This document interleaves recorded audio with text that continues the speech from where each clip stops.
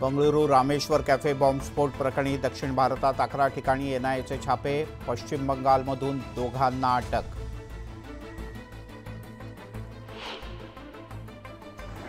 साताऱ्याच्या कोरेगाव तालुक्यातील आंबवडे भागात वादळी वाऱ्यासह मुसळधार पाऊस. वादळी वाऱ्यानं दुकानांवरचे पत्रे उडाले.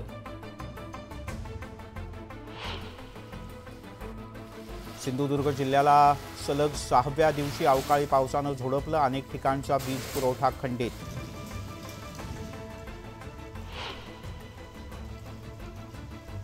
अमरावती शहरात 21 मे ते 4 जूनपर्यंत प्रतिबंधात्मक आदेश. शहरात शांतता अबाधित राहण्यासाठी पोलीस आयुक्तांचे आदेश.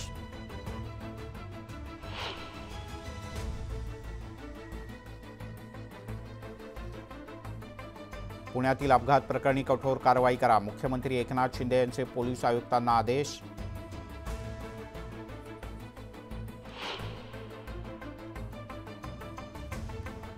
पुण्यातल्या अपघात प्रकरणी आर्थिक व्यवहारानंतर तपासात दिरंगाई. रवींद्र धंगेकर यांचा गंभीर आरोप. तर पीआय आणि तपास अधिकाऱ्यांवर गुन्हा दाखल करण्याची केली मागणी. निवडणूक आयोगाच्या ढिसाळ कारभारामुळे मतदानाचा हक्क न बजावताच घरी परतले. संजय राऊत यांनी मतदान प्रक्रियेवर केली टीका.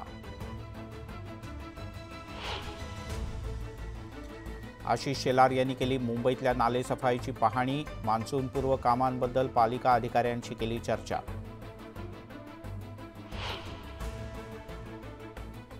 उद्धव ठाकरेंना स्वतःची हार दिसते म्हणूनच निवडणूक आयोगाकडे बोट दाखवतायत.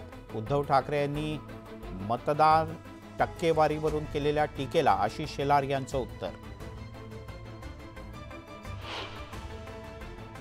जळगाव जिल्ह्यातील 1156 बालकं कुपोषणाच्या विळख्यात. गेल्या वर्षीच्या तुलनेत कुपोषित बालकांच्या संख्येत 900 घट.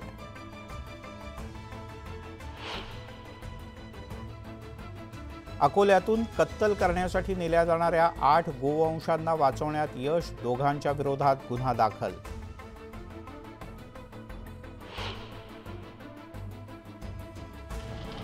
धुळ्यातील एमआयडीसी परिसरातल्या गोदामाला भीषण आग. अग्निशमन दलाकडून आगीवर नियंत्रण आणण्याचे शर्थीचे प्रयत्न. फटाक्याचं गोदाम पेटलं.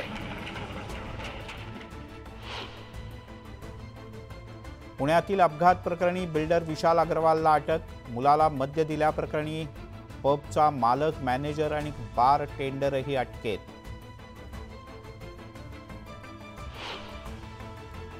नांदेडमध्ये शिशुगृहात विक्रीच्या उद्देशानं बालक ठेवल्याप्रकरणी कारवाई. संचालकाला 10 वर्षांची शिक्षा तर 1 लाखाचा दंड.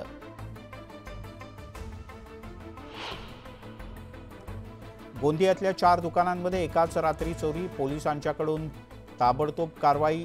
5 जणांना अटक. घाटकोपरमध्ये 25 पेक्षा अधिक फ्लेमिंगोचा मृत्यू. विमानाच्या धडकेत फ्लेमिंगोचा मृत्यू झाल्याचा प्राथमिक संशय. तपास सुरू.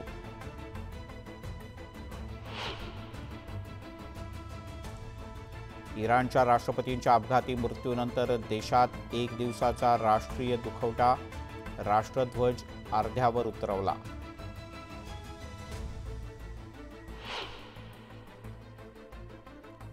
मराठी बिग बॉसचा 5वा सीझन लवकरच प्रेक्षकांच्या भेटीला. मराठमोळा अभिनेता रितेश देशमुख करणार होस्ट.